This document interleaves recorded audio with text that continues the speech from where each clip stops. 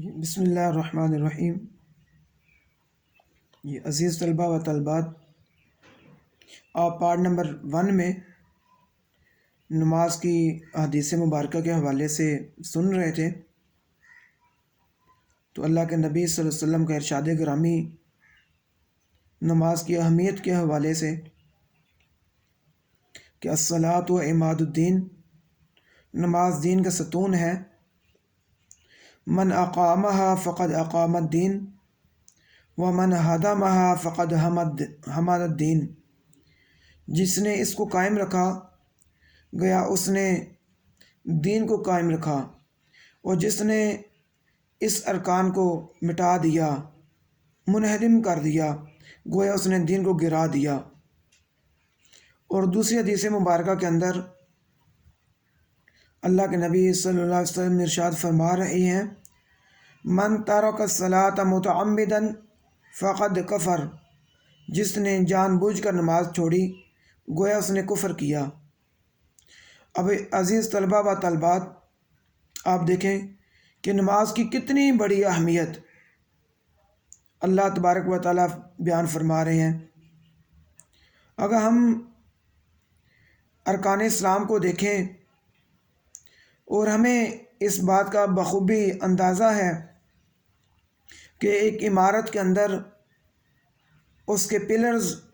اس عمارت کے ستونوں کی کتنی اہمیت ہوتی ہے، اگر اس کے پلرز کو گرا دیا جائے تو وہ عمارت قائم نہیں رہ سکتی۔ اور یہ جو آج حدیث مبارکہ کے اندر ہم پڑھ رہے ہیں، توحید، رسالت، نماز، زکوٰۃ، حج اور روزہ، یہ سارے کے سارے اسلام کی جو عمارت ہے اس کے پلرز ہیں، اس کے ستون ہیں۔ اور ان میں سے خصوصاً نماز، آپ جانتے ہیں کہ اللہ کے نبی صلی اللہ علیہ وسلم کی حدیث مبارکہ کہ جب بچہ 7 سال کا ہو جائے اور نماز نہ پڑھے اس کو تعلیم دو، نماز سکھاؤ، اور جب 10 سال کا ہو کر نماز نہ پڑھے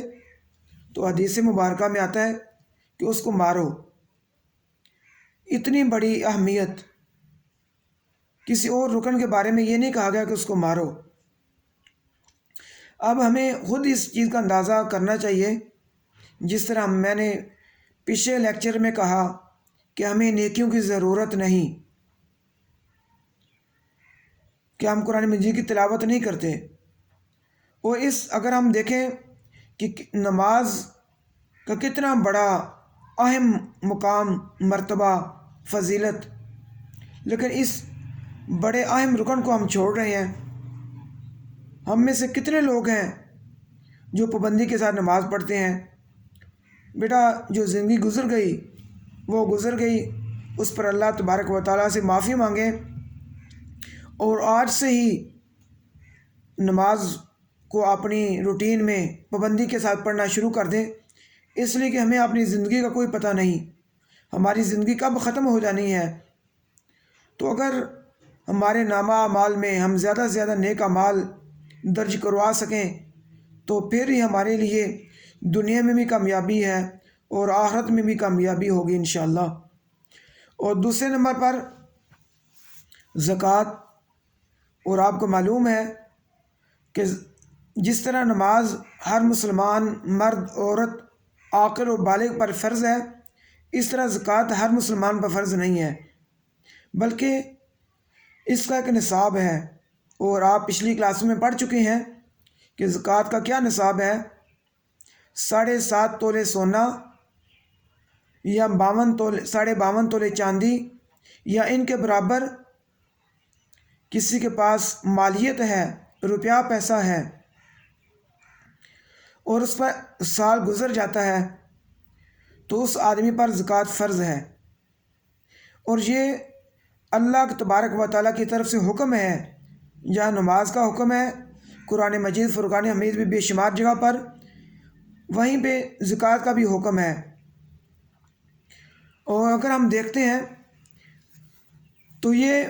مسلمانوں کے مالوں میں ایک برکت کا ذریعہ ہے۔ جب انسان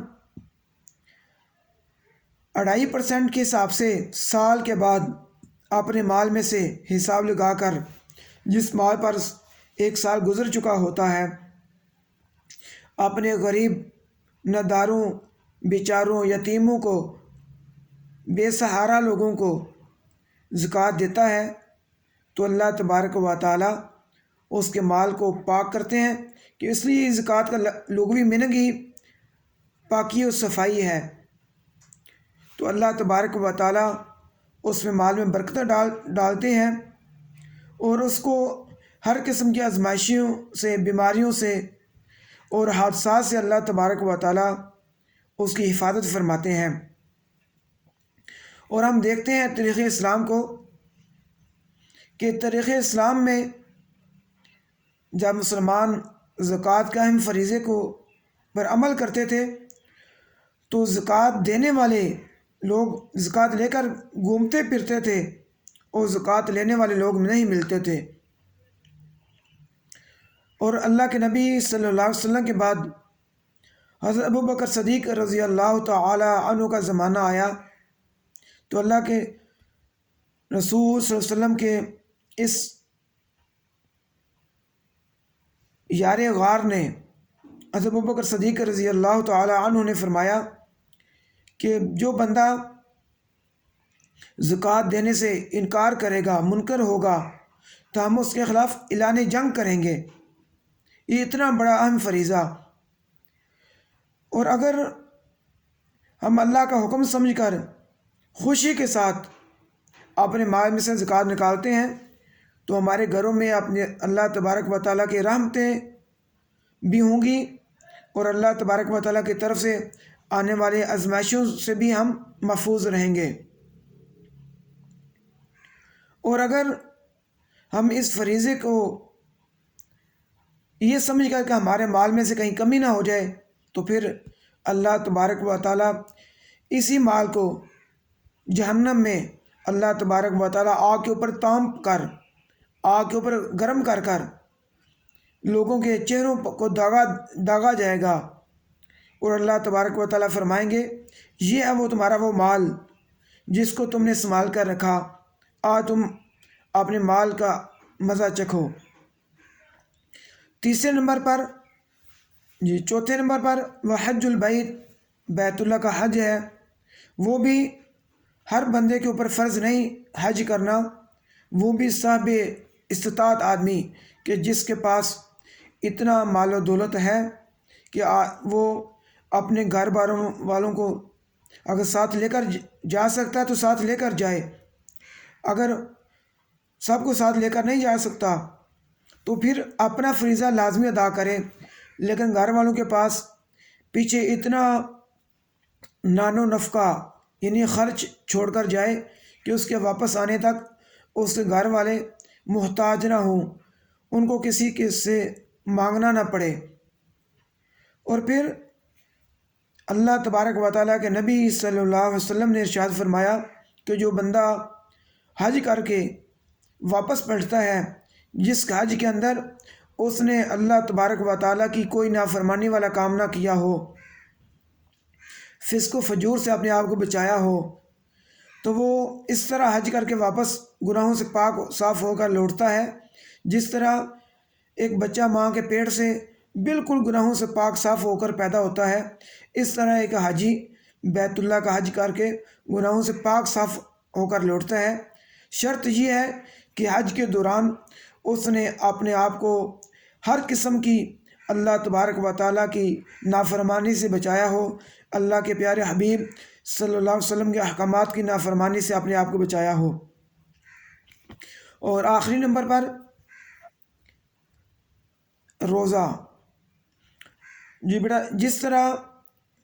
نماز فرض ہے اس طرح روزہ بھی ہر عاقل بالغ مسلمان پر فرض ہے۔ وہ آپ جانتے ہیں کہ 12 مہینوں میں سے ایک مہینہ جس کو ہم رمضان المبارک کہتے ہیں، ایک مہینہ تمام مسلمانوں پر روزے فرض ہیں، جو عاقل ہے، بالغ ہے، مرد ہے یا عورت ہے۔ اور یہ بھی اس لیے کہ انسان اللہ تبارک و تعالیٰ کا قرب حاصل کرے، اور یہ ایک مہینہ نیکیوں کا موسم بہار ہوتا ہے، آدمی زیادہ سے زیادہ اس میں عبادت کرتا ہے، اور ہم دیکھتے ہیں کہ اللہ تبارک و تعالیٰ کے نبی صلی اللہ علیہ وسلم نے کتنی بڑی اس کی فضیلت بیان فرمائی، اور روزے کی، اور روزوں رمضان میں ایک نماز کا ثواب عام دنوں میں اگر جماعت کے ساتھ ہم ادا کرتے ہیں تو 25 گنا سے بڑھا کر 27 گنا تک مختلف حدیث مبارکہ میں آتا ہے، لیکن رمضان میں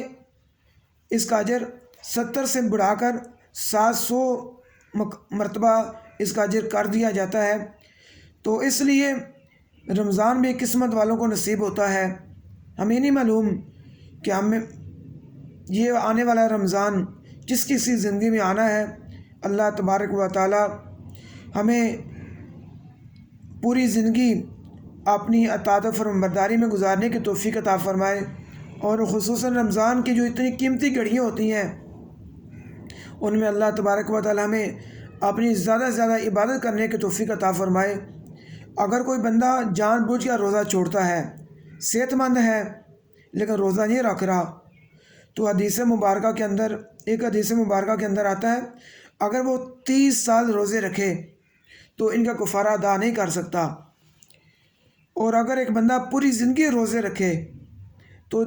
جتنا اجر رمضان کا ایک روزہ چھوڑنے سے جتنے اجر سے وہ محروم ہوا، وہ پوری زندگی روزہ رکھے تو اس کو اس اجر تک وہ نہیں پہنچ سکتا، اس کو اتنا اجر نہیں مل سکتا۔ یہ اتنے بڑے مبارک دن ہیں۔ اللہ تبارک و تعالیٰ سے دعا ہے کہ اللہ تبارک و تعالیٰ ہمیں اسلام کے ارکان پر پوری طرح عمل کرنے کی توفیق عطا فرمائے، اور 5 وقت خشوع خضوع کے ساتھ نماز پڑھنے کی توفیق عطا فرمائے۔ وَأَقُولُ قَوْلِي هَٰذَا أَسْتَغْفِرُ اللَّهَ لِي وَلَكُمْ وَلِسَائِرِ الْمُسْلِمِينَ۔